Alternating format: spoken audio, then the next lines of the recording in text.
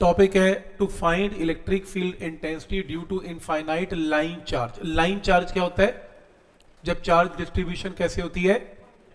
Length wise. Length wise को बोलते हैं लाइन चार्ज। ठीक हो गया। और इसकी लेंथ कितनी है? इनफाइनाइट। इनफाइनाइट लाइन चार्ज मतलब अगर आपके पास ये इनफाइनाइट वायर है, बहुत लंबी वायर को इनफाइनाइट वायर बोलते हैं, चार्ज है, आर नॉट डिस्टेंस दूर आपको क्या निकालना है? ई निकालना है। ये प्रॉब्लम है। और क्योंकि चार्ज लेंथ वाइज डिस्ट्रीब्यूटेड है तो यहां पर क्या यूज करेंगे? Density lambda. क्लियर है यहां तक? तो इसको करने का तरीका क्या? एलिमेंट लेंगे, ई जहां निकालना है +1 रखेंगे, स्मॉल एलिमेंट +1 को रिपेल करेगा, स्मॉल एलिमेंट +1 को रिपेल करेगा, कंपोनेंट्स बनेंगे, दो कंपोनेंट्स कैंसिल होंगे, नेट ऐड होगा, फिर इंटीग्रेट करेंगे, फिर इतनी बड़ी इंटीग्रेशन करेंगे, फिर ये करेंगे, फिर आंसर आएगा। ये हम नहीं करेंगे। आपको फिर लिखा क्यों है? तो दिखाने के लिए कि देख इतना बड़ा है, तो हम नहीं करेंगे। आप फिर क्या करेंगे?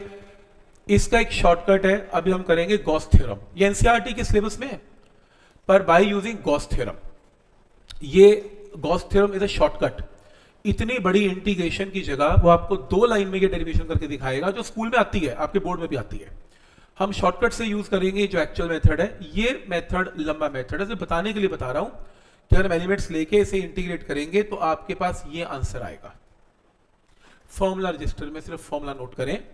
एक इनफाइनाइट लाइन चार्ज, तो आप लिखें, ये डायग्राम बनाएं, ये डायग्राम बनाएं। एक infinite line charge, formula register में infinite line charge, r naught distance, ये आर नॉट डिस्टेंस है,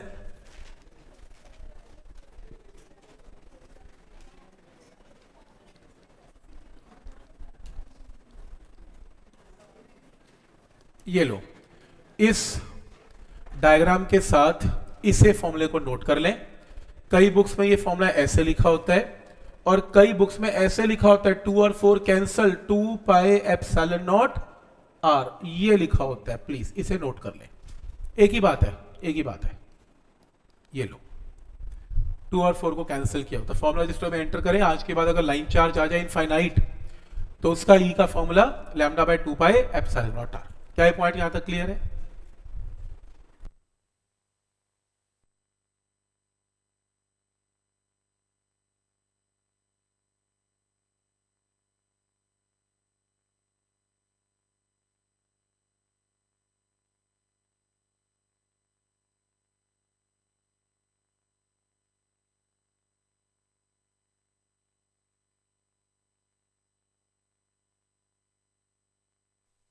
समझ में आ रहा है यहां तक कि कैसे करना है? इसमें फॉर्मूला क्लियर है। आपको ये प्रूफ जो है ये पेपर में नहीं आएगा, मतलब इस टाइप की इंटीग्रेशन नहीं चाहिए आपको, इसलिए नहीं करवाई जा रही। तो फॉर्मूला लिख लें एक बार।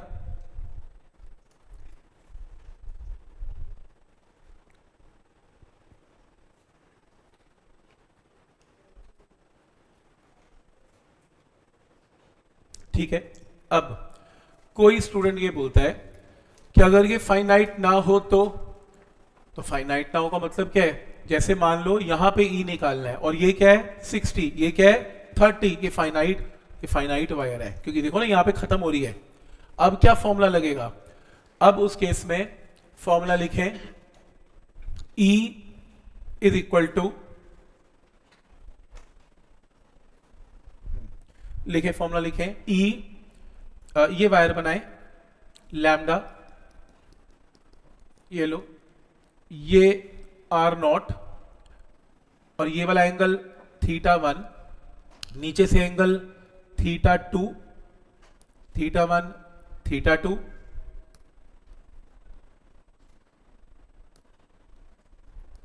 तो E का formula 1/4 pi epsilon naught lambda divided by r naught sine of θ1 plus sine of θ2। इस फॉर्मूले को प्लीज याद रखें। प्रूफ ऊपर हमने नहीं करना, आता भी नहीं है, सीधा न्यूमेरिकल आएगा ऑब्जेक्टिव में। एनसीईआरटी में भी नहीं आता ये, तो सीधा ऑब्जेक्टिव में आएगा। तो ई का formula 1/4 pi epsilon naught lambda by r naught into sine of θ1 plus sine of θ2। Clear है यहां तक?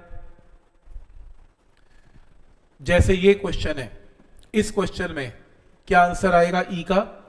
1/4 pi epsilon naught lambda by r naught into sine of कितना 60 प्लस साइन ऑफ कितना 30। क्या ये स्टेप यहां तक क्लियर है? कुछ नहीं करना, 60 और 30 पुट कर देना, आंसर डन। देखो बड़ा प्रैक्टिकल सी बात करता हूं, या तो फाइनाइट वायर आएगी या इनफाइनाइट आएगी। इनफाइनाइट का फॉर्मूला याद कर दिया, फाइनाइट का याद कर दिया, और तो क्या ही आएगा, कुछ भी नहीं आएगा। क्लियर? आएगी स्ट्रेट वायर, टेढ़ी मेढ़ी वायर आती नहीं है। आएगी तो आर का आएगा, आर का हमने वैसे ही फॉर्मूला कर लिया। पॉइंट क्लियर है? नॉट फॉर एनसीईआरटी प्लीज, ये एनसीईआरटी में नहीं आएगा। ठीक है, तो सीधा कॉम्पिटिशन में न्यूमेरिकल दिखेगा और ये फॉर्मूला लगाना, आंसर आएगा आपको।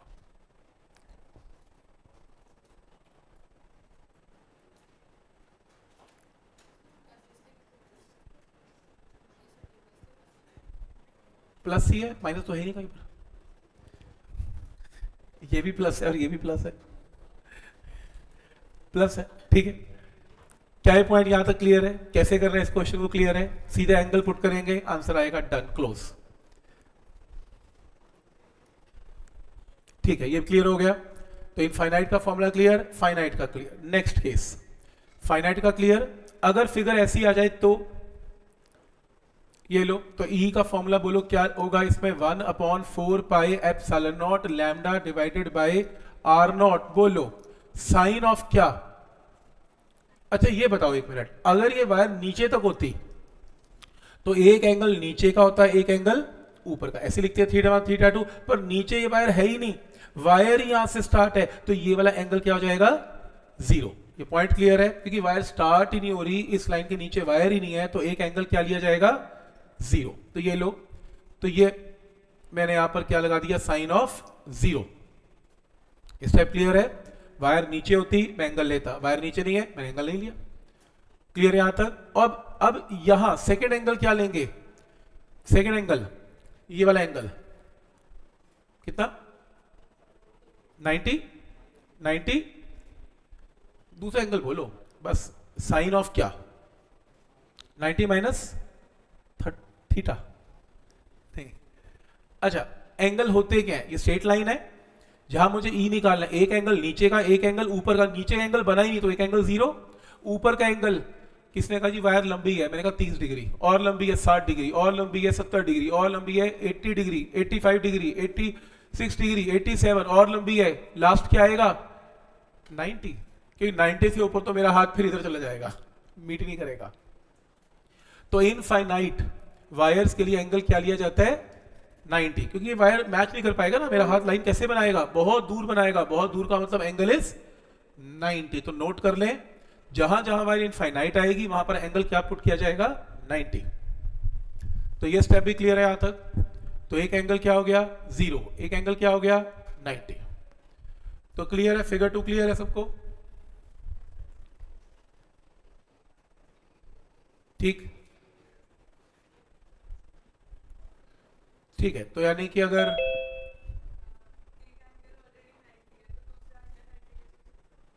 एक एंगल, नहीं नहीं नहीं, ये एंगल 90 नहीं है। ओके, दो पैरेलल वायर्स कहां मिलती हैं? एट इनफाइनाइट डिस्टेंस, है ना, ऐसे होता है। तो एंगल, ये एंगल क्या बनेगा? देखो ना, अगर मैंने ये अगर वायर यहां तक होती है, एंगल 30 60 करते करते करते करते करते मान लो वायर वो ऊपर जाकर मेरा हाथ ऐसे ज्वाइन करेगा, तो अप्रोक्सीमेटली 90, एग्जैक्टली 90 नहीं है। मैं कोई ट्राइंगल नहीं बना रहा हूं इसमें, मैं बता रहा हूं कि इनफाइनाइट के लिए मेरा हाथ बिल्कुल इसके पैरेलल हो जाएगा, विच इज 89.9999 भी हो सकता है, तो अप्रोक्सीमेटली 90 है। ठीक है? यहां तक लास्ट केस, अगर आपकी वायर ऐसे है, लास्ट केस वायर ऐसे है, ये इनफाइनाइट है और यहां से स्टार्ट है, तो ये फिगर ऐसी है, ये देखो, ये plus plus plus plus plus ऐसे, और ये पॉइंट है जहां पर मुझे ई निकालना है at a distance of r naught. ये अब मैंने आपको ये रिजल्ट सिखाया कि इस लाइन के एक एंगल नीचे चाहिए, एक एंगल ऊपर चाहिए, पर पॉइंट ये है कि दोनों के दोनों एंड पॉइंट्स ऊपर है। क्लियर है यहां तक?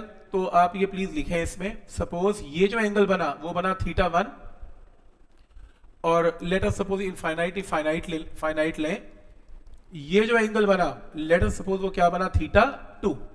अगर ये केस आ जाए तो इसका एक फॉर्मूला लिख लें, E is 1/4πε0 lambda by r naught sine of theta 2 minus sine of theta 1। अब ये प्लस की जगह टर्म क्या हो जाएगी, माइनस। तो इस फॉर्मूले को नोट कर लें। तो 3 केस का क्वेश्चन आता है। पहला केस प्लस वाला sine theta 1 plus sine theta 2, दूसरा 0 और 90 वाला, और तीसरा मैंने बता दिया जब दोनों वायर के एंड पॉइंट्स इस लाइन के ऊपर लाई करते हैं। तो ये फॉर्मूला अब लगा के देख लो, ये लो फॉर्मूला। तो E का फॉर्मूला आएगा यहां पर 1/4πε0 lambda divided by r naught. बोलो एक एंगल क्या आएगा, साइन ऑफ क्या, इस एंड पॉइंट का वो एंगल क्या होगा, इंफिनिटी के लिए एंगल क्या लिया जाता है, 90। तो एक एंगल क्या हो गया 90 और दूसरा एंगल क्या हो गया 30। ये इसका आंसर है, डन।